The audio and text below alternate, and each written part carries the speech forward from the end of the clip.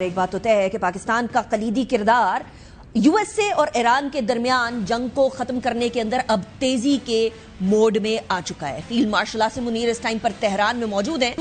उनका पुरतपाक इस्तकबाल होने के साथ साथ इंतहाई अहम लोगों से मुलाकात का इंडिया ईरान के अंदर दिया गया है। यह बात भी तय है कि इससे पहले कल ही ट्रंप ने जब एक स्टेटमेंट दी तो उसके अंदर ऐसा लगा कि जैसे आखिरी अल्टीमेटम दिया जा रहा है। इससे पहले पाकिस्तान के अंदर किसी भी तरीके से कोई भी खिंचाव नहीं आया था, कोई सुस्त रफ्तारी नहीं थी। पाकिस्तान बशमूल कुछ अरब ममालिक और इवन चीन और बाकी ममालिक के साथ साथ कोशिशें करता जा रहा था कि सालिसी के जरिए मामलात को सॉल्व कराया जाए। कल ट्रंप ने कहा कि मामलात को सॉल्व करना होगा और आबनाए को खोलना होगा, यानी आबनाए हुर्मुज को खोलना एक इंतहाई कलीदी पॉइंट बन गया था। डोनाल्ड ट्रंप ने क्या कहा, सुनिए। We'd have to open the strait. That would open immediately. So we're going to give this one shot. I'm in no hurry. It's right on the borderline, believe me. If we don't get the right answers, it goes very quickly. We're all ready to go. We have to get the right answers. It would have to be a complete 100% good answer. It could go very quickly, or a few days. We're dealing with some very good people. We're dealing with some people with talent, with good brain power, and we're pretty impressed by it. So hopefully those people will make a deal that's going to be great for everybody. अब ये deal की बात हो रही थी, लेकिन इसी पूरे के पूरे स्टेटमेंट के अंदर एक धमकी भी थी कि अगर नहीं होता मामला तय तो हम लोग तैयार हैं आगे बढ़ने के लिए। और आगे बढ़ने का मतलब ये है कि अटैक इससे पहले पिछले साल 2025 के अंदर जून को 12 रोजा जंग हुई, जिस टाइम पर ईरान और यूएस से आपस में गुफ्तगू कर रहे थे। ईरान के ऊपर इजराइल ने जो है वो स्ट्राइक करना शुरू कर दी। और इस साल भी कुछ ऐसा ही हुआ कि 28 फरवरी को जो अटैक किया गया उसको ऑपरेशन एपिक फ्यूरी का नाम दिया गया यूएसए की तरफ से। लेकिन उससे पहले सालिसी भी चल रही थी, गुफ्तगू भी चल रही थी। ओमान के फॉरेन मिनिस्टर ने भी कहा था कि मामलात आगे बढ़ रहे हैं और ईरान हर तरह से न्यूक्लियर बॉम्ब ना बनाने का गारंटी देने को तैयार है। लेकिन वो गारंटी नाकाफी थी। अटैक हुआ और उसके बाद फिर ईरान ने स्ट्रेट ऑफ होर्मुज को बंद करके एक आर्म ट्विस्टिंग का तरीका निकाला। लेकिन उसके बाद ये खबरें आई कि किसी तरीके से हल की तरफ बढ़ा जाए। पाकिस्तान के अंदर इस्लामाबाद टॉक हुई। पाकिस्तान ने एक ऐसा किरदार अदा किया जिससे ग्लोबल स्टेबलाइजिंग फैक्टर के तौर पर इस्लामाबाद पाकिस्तान तय पा गया। और उसके बाद फिर यह बात भी आई कि शायद अब मामलात गड़बड़ की तरफ चले गए और सिचुएशन अब अनसॉल्वेबल हो गई है और किसी तरीके से भी किसी भी मंतकी अंजाम तक पहुंचना नामुमकिनात में से हो गया है। लेकिन उसके बाद फिर पासा पलटा और पाकिस्तान की सालिसी ने काम किया। और उसके बाद कल यह खबर थी कि field marshal Asim Munir Iran में जाएंगे। मार्को रूबियो ने भी इसकी तरफ इशारा किया था, सुने जरा। I believe the Pakistanis will be traveling to Tehran today, so hopefully that will advance this further. There's some good signs, but we understand this. I don't want to be overly optimistic as well, so let's see what happens over the next few days. The president's preference is to do a good deal. If we can get a good deal done, that would be great. We're going to do everything we can to see if we can get one. But if we can't get a good deal, the president's been clear. He has other options. Marco Rubio की statement से भी ये मालूम होता है कि शक के साए कल तक भी मंडला रहे थे। इसहाक डार ने भी, हमारे डेप्यूटी प्राइम मिनिस्टर और फॉरेन मिनिस्टर ने भी स्टेटमेंट दी कि हमारी मुख्तलिसाना कोशिशें जो है पाकिस्तान की तरफ से वो जारी है।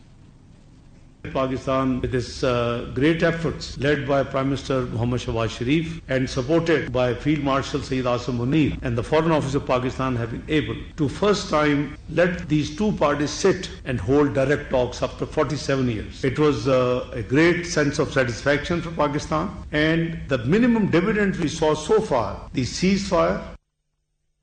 और आज फिर दफ्तर खारजा की तरफ से यह स्टेटमेंट आ गई कि पाकिस्तान की मुख्तलिफ मशरिक वस्ता के ममालिक के साथ मिलकर कशीदगी के खात्मे के लिए कोशिशें तेजी से रवादवा हैं। Pakistan's effort for peace, dialogue and lasting solution to the ongoing standoff in the Middle East and the Gulf region continued this week. Over the last week, the Prime Minister held 2 telephone conversations with the Amir of Qatar. The Deputy Prime Minister and Foreign Minister Ishaq Dar has also remained actively engaged with his counterparts. The Minister of Interior, Mr. Mohsen Naqvi, undertook 2 important visits of Iran this week. He held important meetings with the Iranian leadership.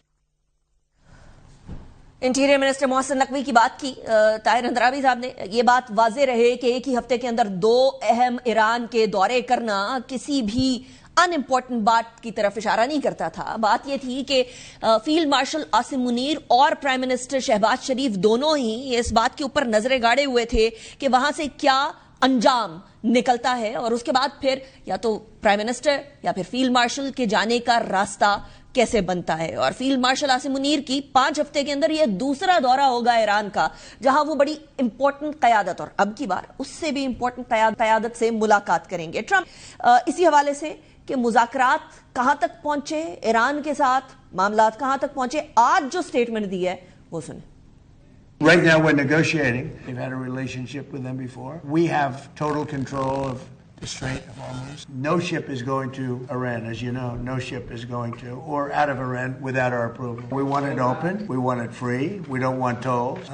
It's international. It's an international waterway. This is with the Iran conflict. That'll end soon, very soon. That will end soon. लेकिन इस conflict को कौन खत्म करवाएगा? ये एक बार फिर हमारे बहुत सारे ऐसे लोग, ऐसे मुमालिक हैं जो कि हमारे साथ दुश्मनी रखते हैं, स्पॉयलर्स का किरदार अदा करना चाहते हैं, India and Israel being two of them.